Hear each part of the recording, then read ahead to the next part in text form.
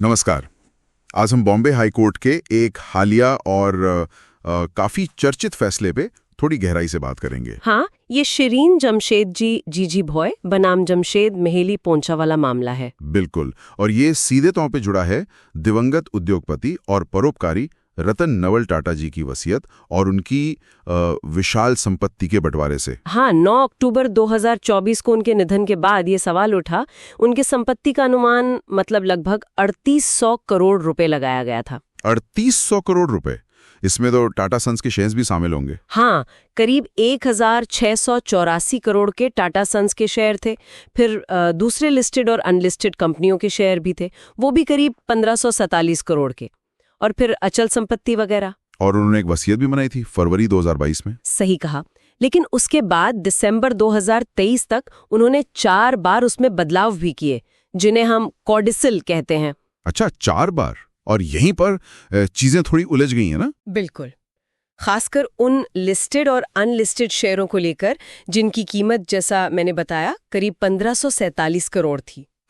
इनका जिक्र मतलब मूल वसीयत में उतना साफ नहीं था, लेकिन जो चौथा और आखिरी कोडिसिल था दिसंबर 2023 वाला, उसमें इनके बारे में कुछ निर्देश थे। तो यही मुख्य सवाल बन गया कि इन शेयरों का क्या होगा। हाँ, और ये स्थिति ना संपत्ति नियोजन और भारतीय उत्तराधिकार कानून के लिहाज से काफी दिलचस्प सवाल खड़े करती है, खासकर तब जब वसीयत का एक बड़ा हिस्सा धर्मार्थ संस्थाओं को जाना हो। और जस्टिस मनीष पिटाने ने 16 जून 2025 को इस पर अपना फैसला सुनाया, तो इसी की बारीकियों को समझना जरूरी है आज। बिल्कुल।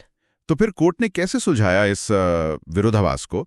उन शेयरों का क्या हुआ जिनका जिक्र साफ नहीं था? देखिए, जस्टिस पिटाले का फैसला काफी स्पष्ट था इस मामले में। अच्छा। कोर्ट ने माना कि ये शेयर, मतलब वो 1547 करोड़ वाले, जिनका वसीयत में कहीं और खास तौर पर बंटवारा नहीं बताया गया था, हाँ, वो रतन टाटा की अवशिष्ट संपत्ति का हिस्सा है, जिसे अंग्रेजी में रेस्ट एंड रेजिड्यू कहते हैं। अवशिष्ट संपत्ति? ठीक है। और कोर्ट ने निर्देश दिया कि इस अवशिष्ट संपत्ति को रतन टाटा एंडोमेंट फाउंडेशन और रतन टाटा एंडोमेंट ट्रस्ट के बीच बराबर बांटा जाएगा। बराबर यानी 50-50? हाँ, बिल्कुल बराबर। तो इसका मतलब ये हुआ कि कोर्ट ने सबसे नए वाले कोडिसिल यानी दिसंबर 2030 वाले को ज्यादा अहमियत दी। हाँ, आमतौर पे यही सिद्धांत लागू होता है। जब वसीयत और बाद में किए गए संशोधनों यानी कोडिसिल में कोई टकराव या विरोधाभास हो, तो ये माना जाता है कि बाद में जाहिर की गई वसीयतकर्ता की मंशा ही आखिरी और मान्य है। अच्छा। और इस चौथे कोडिसिल में साफ तौर पे कहा गया था कि जो भी संपत्ति बचती है वो इन 2 चैरिटेबल संस्थाओं को बराबर मिलेगी। तो ये निर्देश पहले की किसी भी अस्पष्टता पर भारी पड़ा। समझ गया। और इसमें भारतीय उत्तराधिकार कानून की क्या भूमिका रही? आपने जिक्र किया था। हाँ, वो बहुत महत्वपूर्ण है।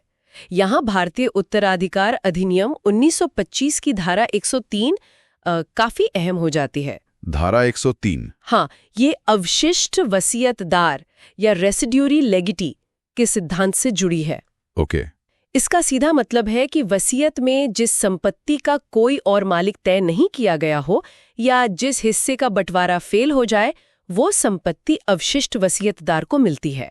तो कोर्ट ने फाउंडेशन और ट्रस्ट को अवशिष्ट वसीयतदार माना? बिल्कुल, कोर्ट ने इसी सिद्धांत को आधार बनाया। और देखिए, ये अवशिष्ट खंड वसीयतों में कितना जरूरी होता है, खासकर जब इतनी बड़ी और जटिल संपत्ति हो।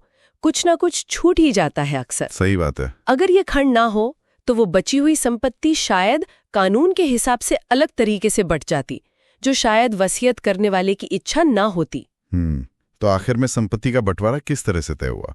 मतलब टाटा सन्स के शेयरों का क्या हुआ? जैसा कोर्ट ने साफ किया, वो लगभग 1547 करोड़ रुपए के शेयर, जिनका स्पष्ट उल्लेख नहीं था, वो तो फाउंडेशन और ट्रस्ट में बराबर बटेंगे। ठीक है।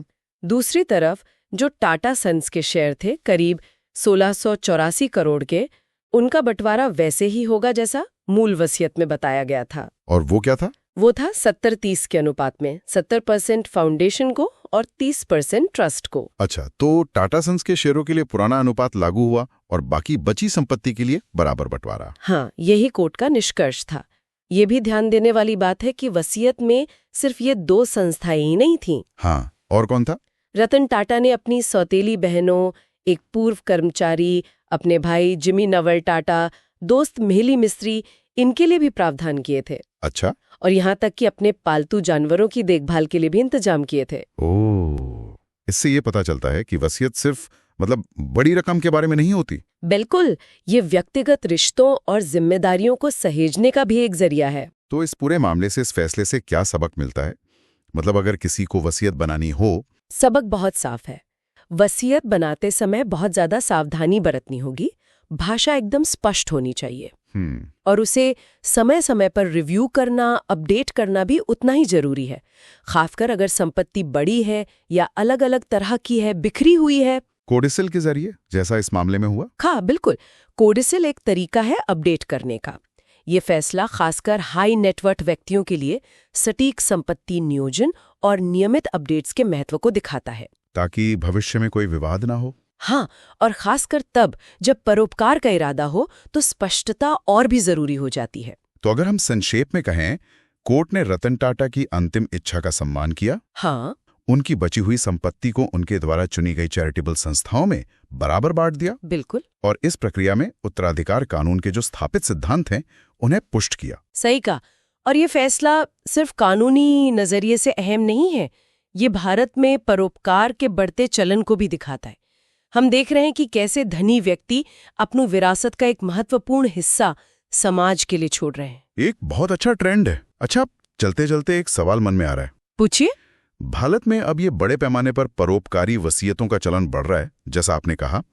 तो इसे देखते हुए ये जो फैसला आया है, ये भविष्य में संपत्ति नियोजन के तरीकों को कैसे प्रभावित कर सकता है? और साथ ही ये भी कि जो हाई नेटवर्थ लोग हैं, वो अपनी धर्मचार्य या विरासत को सुरक्षित करने के लिए किस तरह की संरचनाओं को ज्यादा पसंद कर सकते हैं, जैसे ट्रस्ट बेहतर है या फाउंडेशन? इस पर सोचने वाली बात है। हाँ, ये वाकई एक दिलचस्प सवाल है। भविष्य में देखना होगा कि लोग अपनी प्लानिंग कैसे बदलते हैं और किन स्ट्रक्चर्स को ज्यादा तरजीह देते हैं अपनी चैरिटेबल लेगेसी के लिए।